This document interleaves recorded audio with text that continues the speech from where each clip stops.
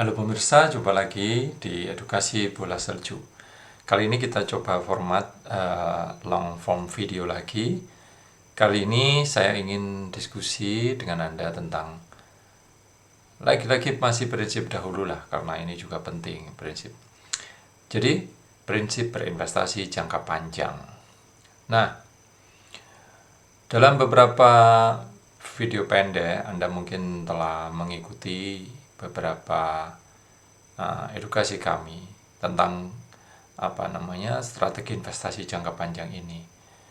Seberapa yakin, atau saya sambil lihat ya, apa investasi terbaik, 2 cara untung, dan strategi investasi kami, begitu ya.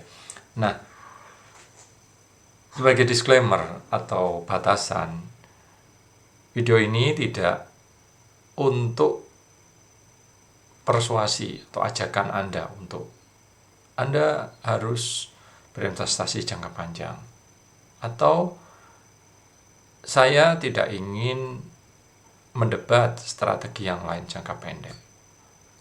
Sudahlah, di titik sekarang saya tidak ingin membahas hal-hal seperti itu, karena saya yakin bahwa pilihan strategi investasi atau pilihan-pilihan kebijakan yang diambil oleh orang per orang, atau bahkan lembaga yang diwakili orang per orang, itu umumnya sudah fix, ya bukan fix ya, manusia juga bisa berubah, tapi sudah tetap lah, kasarannya begitu.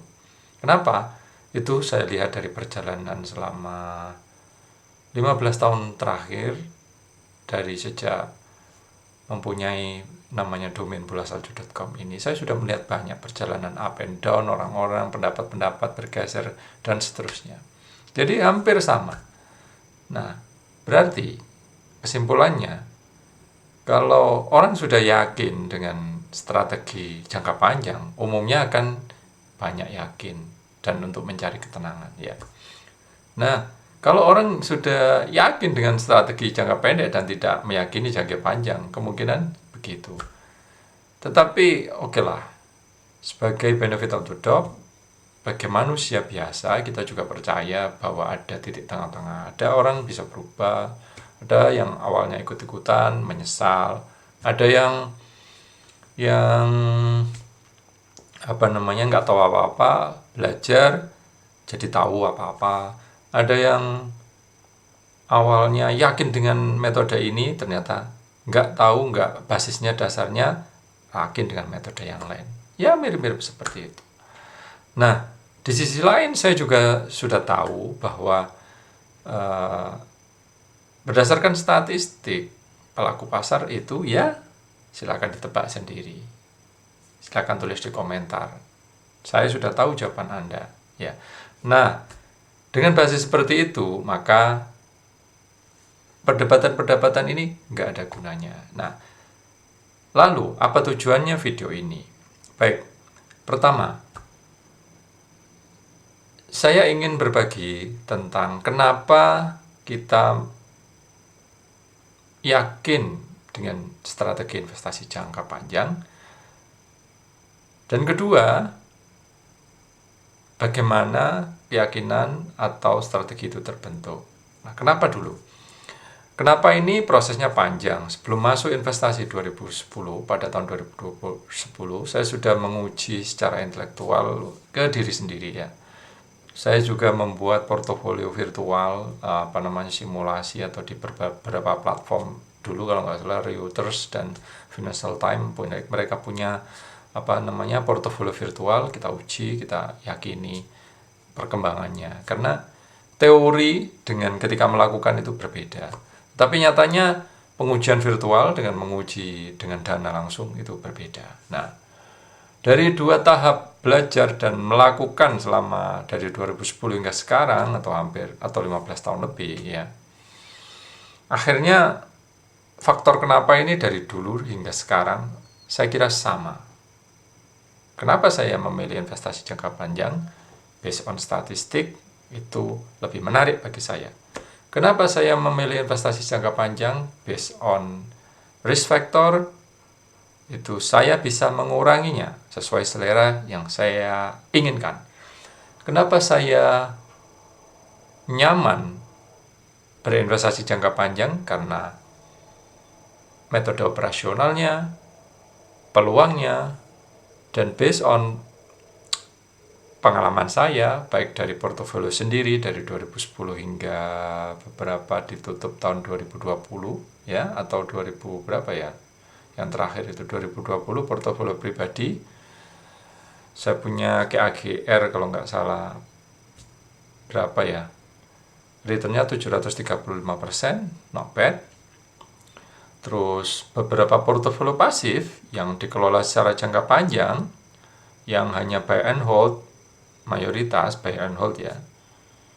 Pilihan sederhana bahkan dilakukan oleh seorang yang belum bisa menalar analisis fundamental atau analisis saham, valuasi dan seterusnya, tetapi disodorkan oleh pilihan-pilihan yang terbaik, ternyata hasilnya not bad juga dalam beberapa tahun, 8 tahunan. Saya mungkin perlu cek nanti kinerja di Bola Salju karena dokumentasinya ada di sana ya. Nah, kemudian faktor yang terpenting adalah bahwa metode ini menciptakan apa yang memang saya incar dari awal untuk melakukan metode ini. Yang pertama, metode ini bisa dilakukan oleh siapa saja, bahkan seorang pemula, tidak perlu tidak perlu pengaruh lah, tidak perlu kekuasaan untuk menguasai informasi atau kecanggihan alat atau semacam itu. Tentu kriteria-kriteria pilihan sahamnya juga harus ketat, itu pasti. Tetapi ketika Anda menjaga hal itu sudah terpenuhi, ya, pilihan-pilihan saham yang menarik, yang bagus, yang aman, yang profit, yang murah atau rasional, dan keputusan-keputusan Anda juga oke dan terjaga, itu strategi ini bisa dilakukan siapa saja, tidak peduli musuhnya siapa di bursa itu ya. Ini memang menarik. Nah, sementara itu beberapa strategi yang lain membutuhkan peralatan, membutuhkan kapabilitas, membutuhkan data yang canggih, membutuhkan sistem yang otomatisasi yang mungkin besar dan kuat, juga modal. Nah, berdasarkan pengujian dan pengalaman sistem selama 15 tahun terakhir, baik itu portofolio real saya sendiri dan juga beberapa portofolio lain, model portofolio yang telah kami lakukan, ini juga bukti keyakinan kami. Saya siap menguji portofolio ini dengan model portofolio real.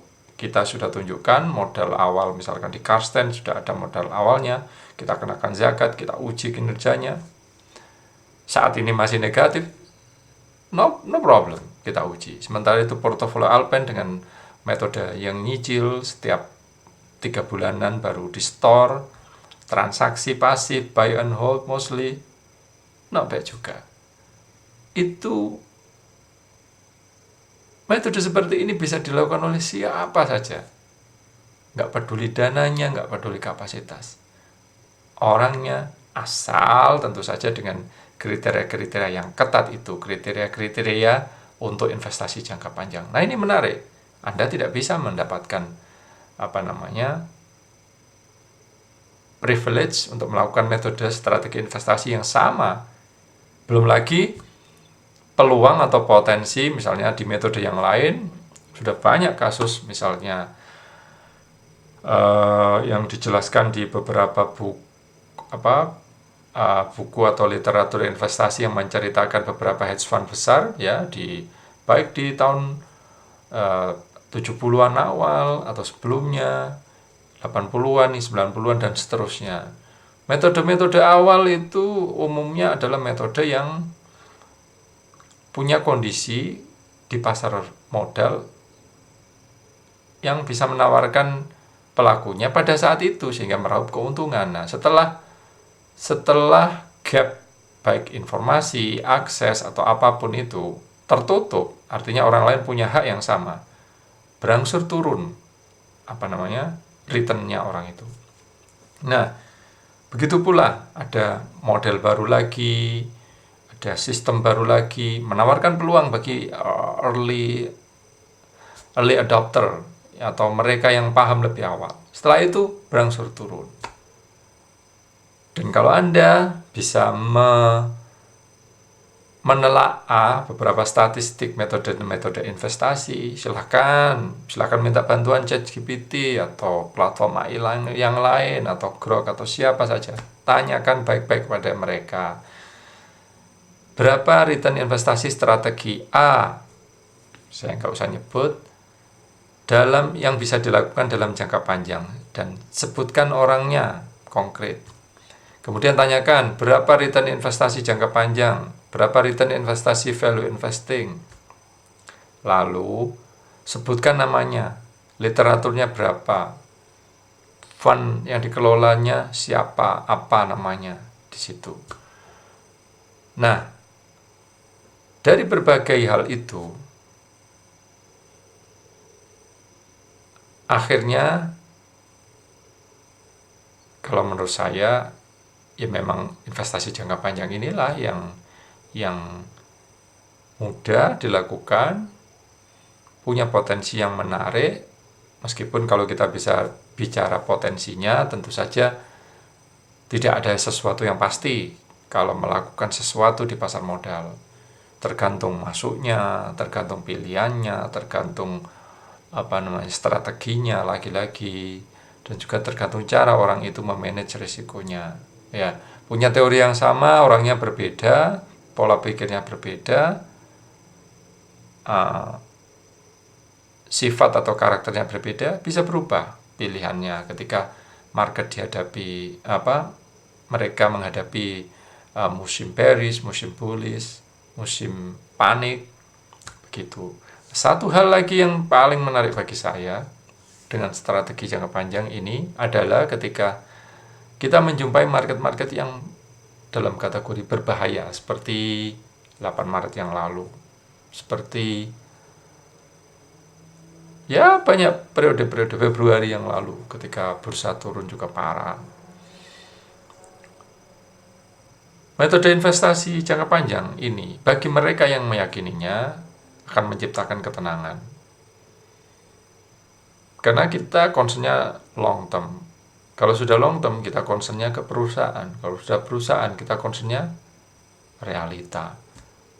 Berbeda dengan strategi yang lain yang fokus untuk kepada harga atau kepada volume atau kepada situasi yang berubah-ubah. Ya mereka mau tak mau harus berpikir berubah-ubah terus-menerus. Dan apalagi kalau di tengah situasi yang buruk, yang tidak ada menjanjikan apa-apa, basisnya apa transaksi itu. Nah, itu kesusahan. Nah, dengan keyakinan itu maka ya kami optimis, kami berani menyajikan model portofolio termasuk yang kita sudah lakukan sejak 2021 dan ada juga yang dimulai 2023. 2021 car stance dengan aktif, yang 2023 Alpen dengan pasif atau buy and hold dengan mencicil. Dengan melakukan dua cara strategi jangka panjang dengan pola yang agak berbeda, ternyata menciptakan situasi yang sudah kami tebak dari awal. Yang satu fluktuatif, yang satu agak stabil mengikuti indeksnya. Nah, itu alasan-alasan kami dan bagaimana keyakinan kami, keyakinan saya sebagai pendiri bola salju untuk terus mengaplikasikan atau meneruskan metode investasi jangka panjang ini. Nah, tadi saya sempat diskusi atau ingin cerita tentang kinerja jangka panjang saya. Tadi saya sudah menyebut berapa tadi? 735%, ya benar, itu portofolio pribadi. Nah, itu kalau di KAGR itu sekitar 21. Jadi 735% selama 11 tahun. Di periode yang sama, IHSG hanya menghasilkan 135%. Jadi KAGR portofolio saya 21,28% year over year. Nah, ada portofolio statis yang lain, portofolio berkala. Ceritanya dulu untuk anak yang memilih anak. Selama 8 tahun yang portofolio ini dipantau dari 2015 hingga 2022, hasilnya 125%, sementara IHSG hanya 35%, atau KAGR 12,47%. Jadi not bad. Nah, tentu saja kalau diukur dalam jangka pendek, kinerja seperti ini ya bisa berfluktuatif. Contohnya di Alpen atau Karsten, portofolio kami, model portofolio real kami saat ini, kinerjanya bisa minus parah. Tapi untuk Alpen karena metodenya berbeda, diversified, hasilnya not bad. Not bad dalam arti secara relatif ya. Kita kan sebagai investor long term, kita punya benchmark, punya ukuran atau tolak ukur. Tolak ukurnya adalah IHSG atau LQ45. Karena Alpen berinvestasi di saham-saham perusahaan besar, big cap atau mid cap, maka tolak ukurnya adalah LQ45. Dan so far selama 2023 hingga sekarang Alpen masih unggul terus, baik dalam jangka pendek atau dalam jangka panjang selama 3 tahun. Nah, itu saya kira cukup. Sudah 15 menitan latar belakang keyakinan kami, bagaimana kami memilih strategi jangka panjang. Semoga bermanfaat. Sampai ketemu di video berikutnya. Terima kasih.